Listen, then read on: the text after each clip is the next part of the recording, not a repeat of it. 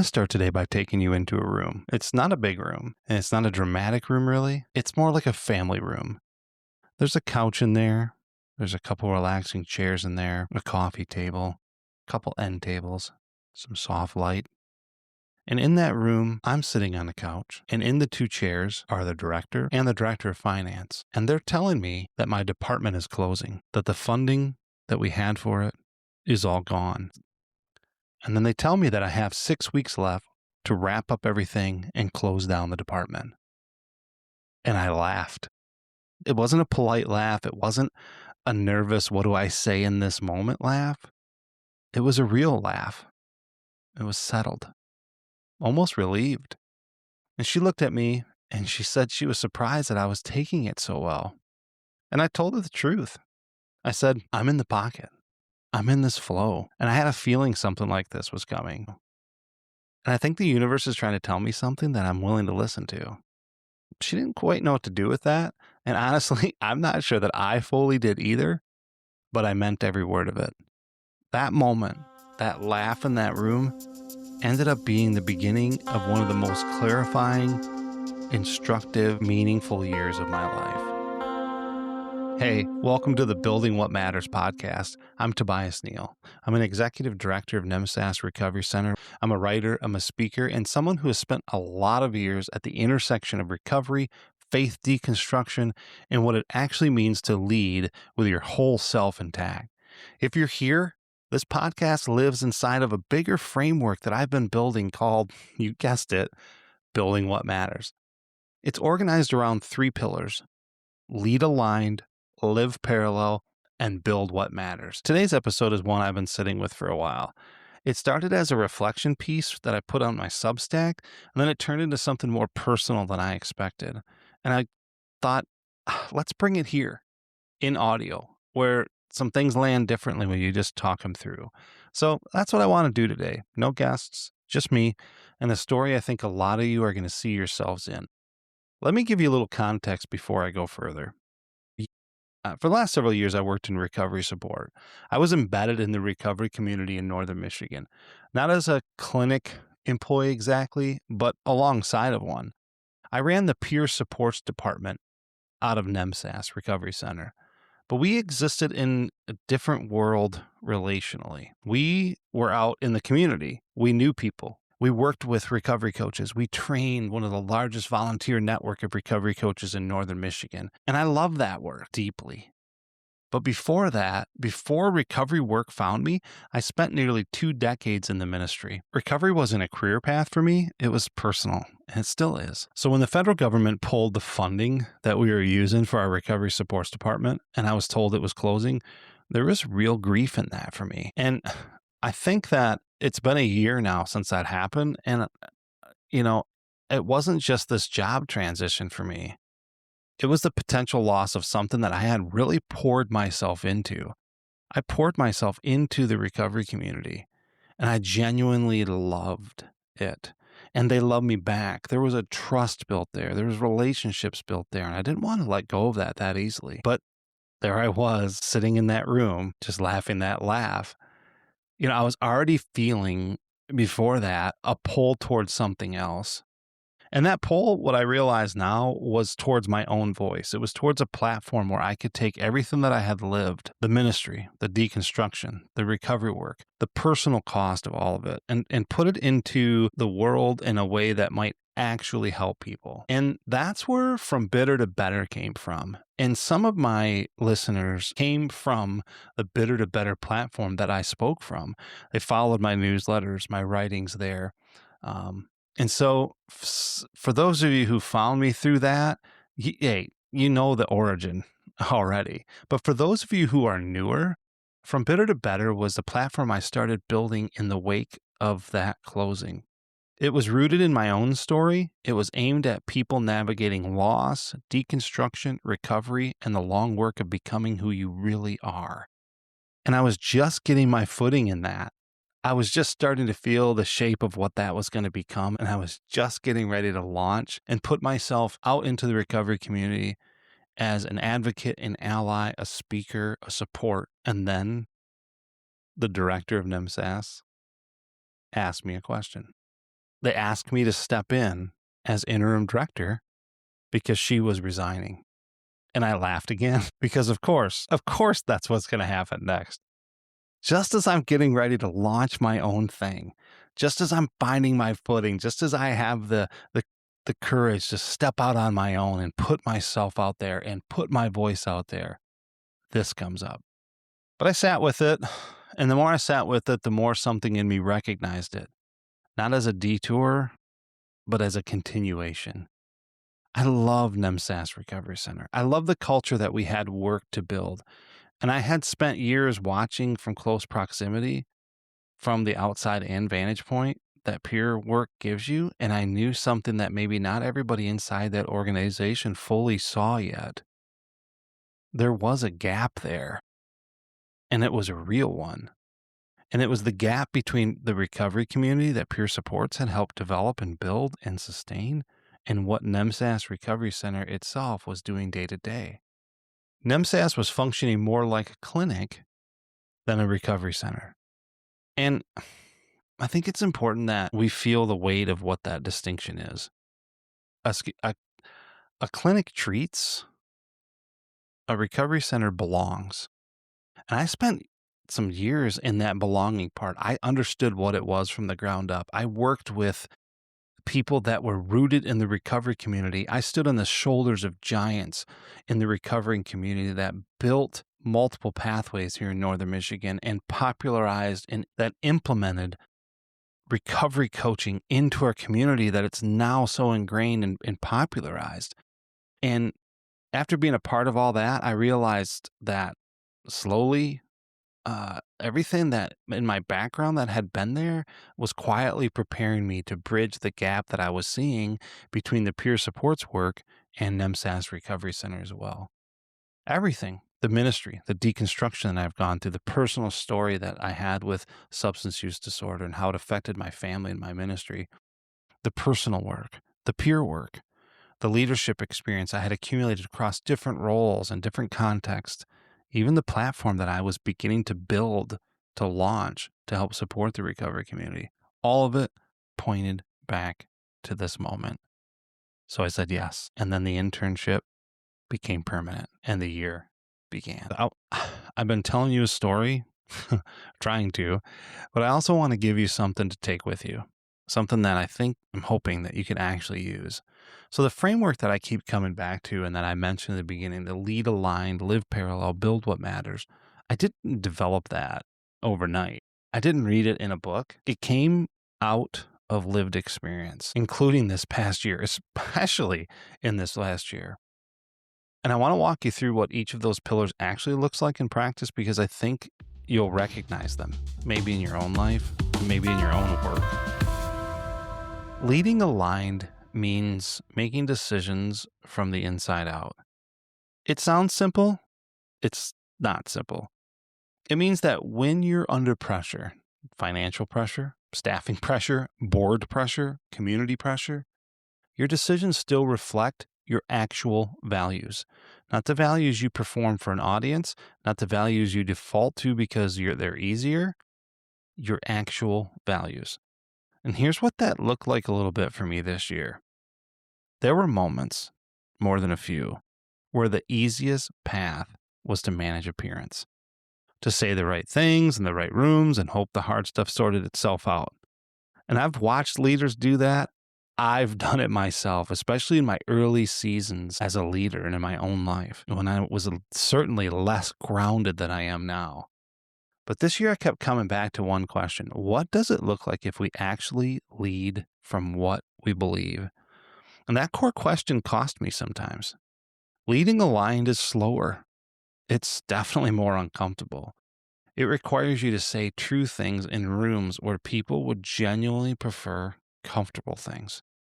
But the alternative, leading from misalignment, making decisions from fear or from the optics, I've seen what that does to organizations too. I've seen what it does to the people inside them. It hollows them out slowly and then suddenly, and then they aren't what they say they are. And I wasn't willing to let that happen to NEMSAS. And honestly, The laugh in that closing meeting, that was alignment too. That was having a center that held when the circumstances shifted. That was knowing somewhere underneath the uncertainty that I was going to be okay because I knew what I was orienting towards. Now let's talk a minute about living parallel. Living parallel is something I've written about before and I keep coming back to because it shows up in new forms for me all the time. Living parallel means you don't simply absorb the dominant culture around you, the one that measures success by a scale and speed and optics and productivity. You live alongside of it. You do your work inside the world as it is, but you refuse to let the world as it is be the final word on what's possible or worth doing. For NEMSAS Recovery Center, living parallel meant that we needed to refuse to let healthcare productivity metrics define what recovery support really looks like. It meant choosing language that humanizes people, even when the systems around us use language that reduces them to diagnoses and billing codes.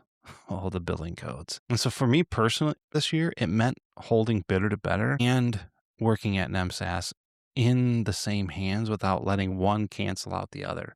I needed to walk my way through holding both of those things.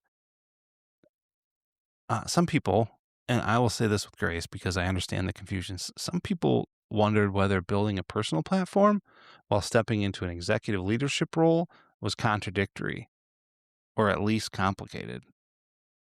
I never experienced it that way. Not for one single day. The thinking I was doing publicly about leadership and deconstruction and dignity made me a better director. The work I was doing inside NEMSAS Recovery Center gave my platform more credibility, more grounding, more honesty. Living parallel means that you don't have to choose between your full self and your professional role. You bring your full self to the work. That's not a liability. Hell, that's the whole point, right? So here's the thing about building what matters. Building what matters, it can require you to be honest about what doesn't.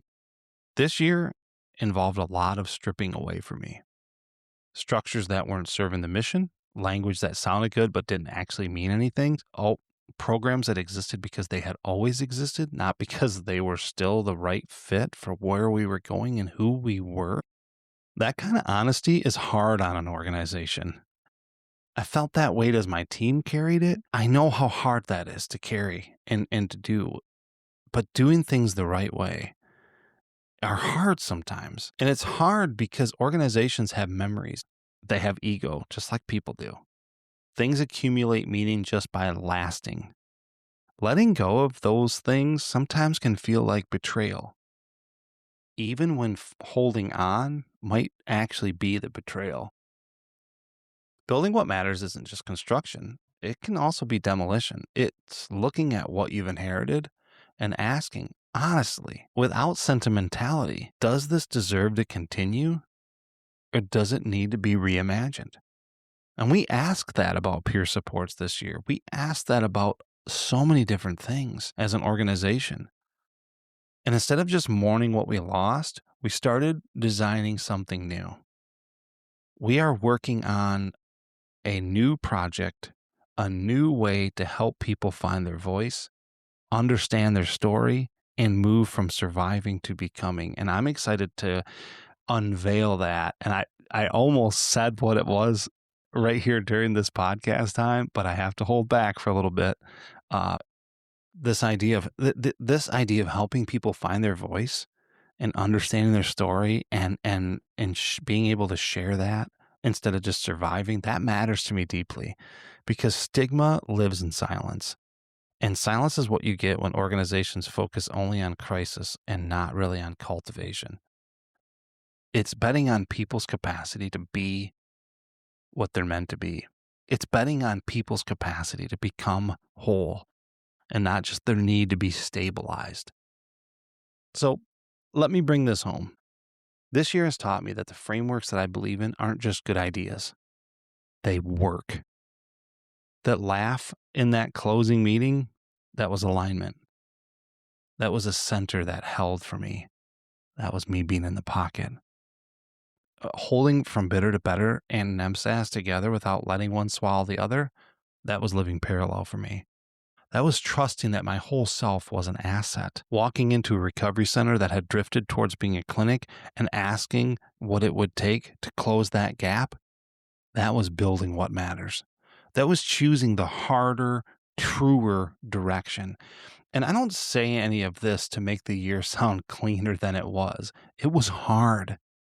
There were moments of real doubt, and I don't just say it was hard for me, it was hard for everybody. Change is not easy.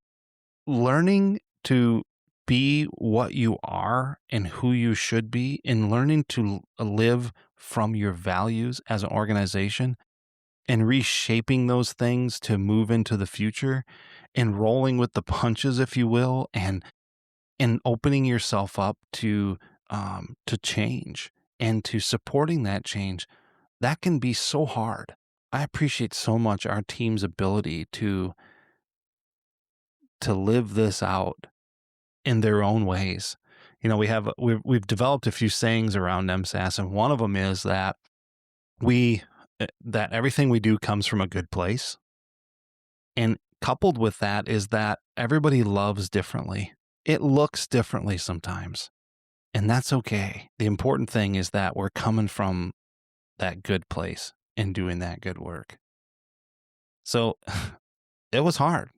There were moments of real doubt, and I can only imagine the team at NEMSAS have been so supportive and so encouraging, and so if they doubted at times, they did a good job of not showing it. Or when they had doubt, when they would come to me, is when I didn't. It's just been this beautiful relationship there, and I cherish that, and I protect it. There were decisions that I agonized over. There still is. I mean, it's hard. Again, it's not easy. It's not easy work when you're working with people and you're serving people, especially as a nonprofit organization. I was gone this past weekend on a backpacking trip and spent a lot of time disconnected from social media, disconnected from cell phone service, and just kind of with myself. And although I was with my friend, we enjoyed our time and talking and reflecting and doing those things. I did have a lot of time to think, and I felt a lot of this in my body. And I remember thinking, why am I feeling some of the things that I'm feeling? And it was because it was the year anniversary from when the funding was pulled. So, yeah, I don't want to make all this sound fluffy and magical and great. It was hard. There's doubt. There was decisions that were really that we agonized over. We felt these things even in our bodies. But underneath all of it, the ending I was handed became the most clarifying thing that happened to me in years. Not because the ending was good. It wasn't. Right? It's not good to be sat down and say, hey, your department's closing. It was disorienting. It was uncertain. It was real. But it forced alignment.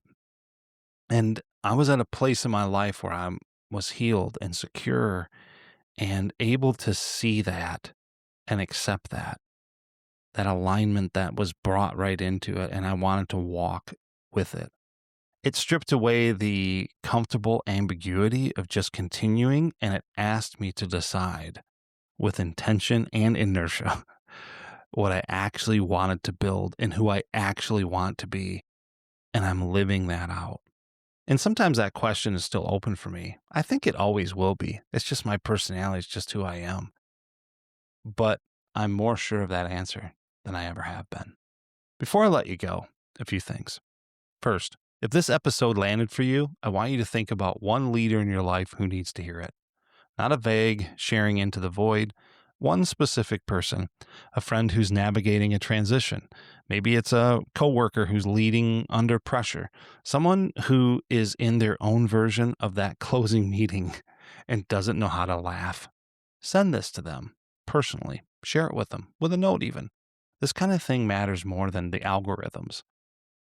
Second, I wrote a full essay version of this story on my Substack, It goes deeper into some of the places that I didn't hear. If you're a reader as well as a listener, the link is in the show notes. I'd love for you to read it and tell me where that landed for you. Third thing, and this one's important. I'm in the early stages of building the Building What Matters leadership cohort. It's a free virtual gathering, and eventually we'll do some in-person stuff. It's a space for leaders of emerging recovery community organizations, nonprofits that are doing human-centered work, especially around the unfunded spaces. I just want to provide a place for leaders to be able to focus on themselves and make sure that they're in alignment so that they can lead from that place. So if that's you, or if you know someone that maybe fits that description, I want to hear from you. You can reach out directly. The link to connect to me is in the show notes. This cohort is being built for people who are doing serious work in serious places and need a table to think alongside other leaders who get it. And I'd love for you or that person that you know that should be to be at that table. Thanks for being here today. Thanks for doing the work that you do. And thanks for being willing to follow the thing that you actually believe.